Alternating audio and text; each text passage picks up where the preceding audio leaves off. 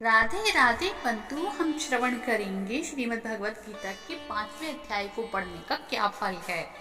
इसके महात्म्य का श्रवण करेंगे। श्रीमद् भगवत गीता के महात्म्य का बहुत ही अधिक महत्व है।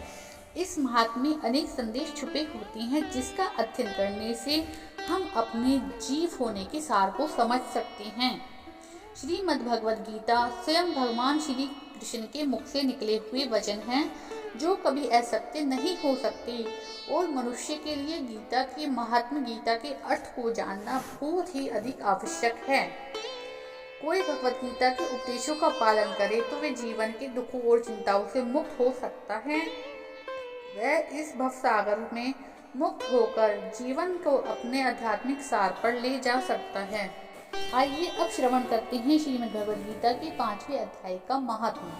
भगवान विष्णु लक्ष्मी जी से कहते हैं, हम सब लोगों द्वारा सम्मानित 5वें अध्याय का महात्म्य आपको संक्षेप में बतलाता हूँ। इसे आप सावधान होकर एकाग्रचित होकर सुनो। मद्र देश के पुरुपुत्तर पर नाम एक नगर था। उसमें पिंगल नाम का एक ब्राह्मण रहता था।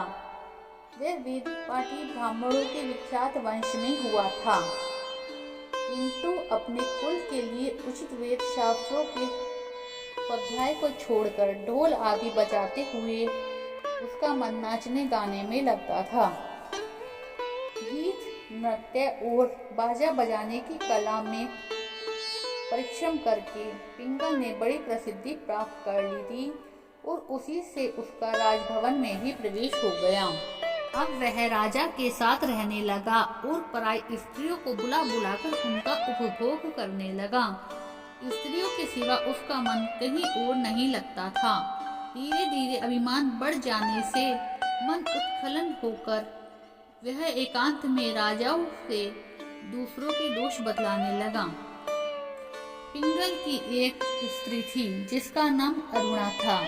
वह नीच कुल में उत्पन्न हुई थी और कामी पुरुषों के साथ विहार करने की इच्छा सदा उसी की खोज में वह घूमा करती थी। उसने पति को अपने मार्ग का कांटा समझकर एक दिन आधी रात में घर के भीतर ही उसका सिर काटकर मार डाला और उसकी लाश को जमीन में गाड़ दिया।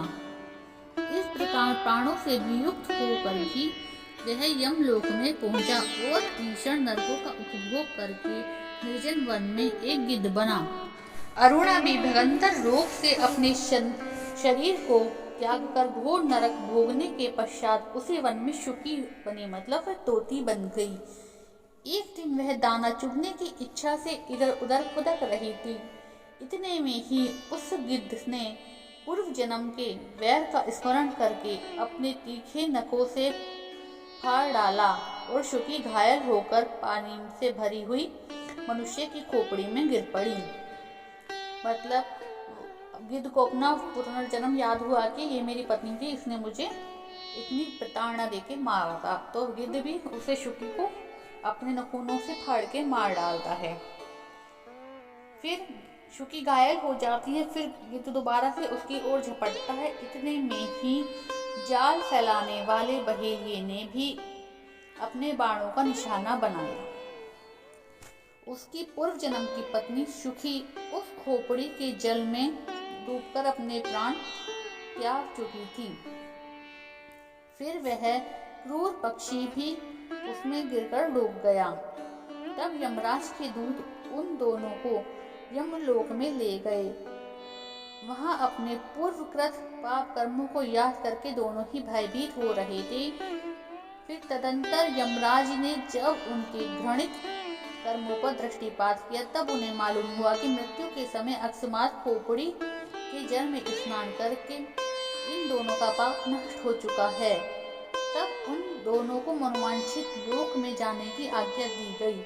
यह सुनकर अपने पापों को याद करते हुए वे दोनों बड़े विस्मय में पड़ गए और पास जाकर धर्मराज के चरणों में प्रणाम करने लगे। बोले, भगवान, हम दोनों ने पूर्व जन्म में अत्यंत घृणित पाप कर्म संचय किया है। फिर आप हमें मनोवांछित लोकों में भेजने का कारण तो बताइए।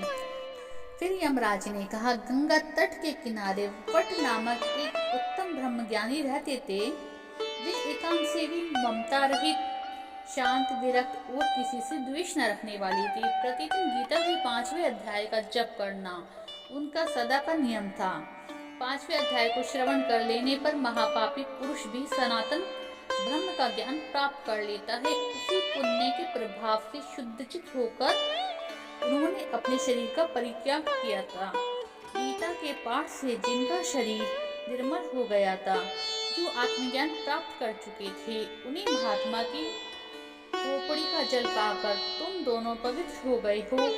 अतः अब तुम दोनों मनोवांछित लोकों में जाओ, क्योंकि गीता के 5वें अध्याय के महत्व को सुनने से तुम दोनों शुद्ध हो गए हो। भगवान कहते हैं, विष्णु भगवान लक्ष्मी जी को बोलते हैं, सबके प्रति समान भाव रखने वाले धर्मराज के द्वारा इस प्रकार समझाए जाने पर वे दोनों बहुत ही प्रसन्न हुए और विमान में बैठकर वैकुंठ को चले गए। तो श्री कृष्ण भगवान की जय, गीता महात्मा की जय। दो कमेंट्स में जय श्री राधे लिखना ना भूलें।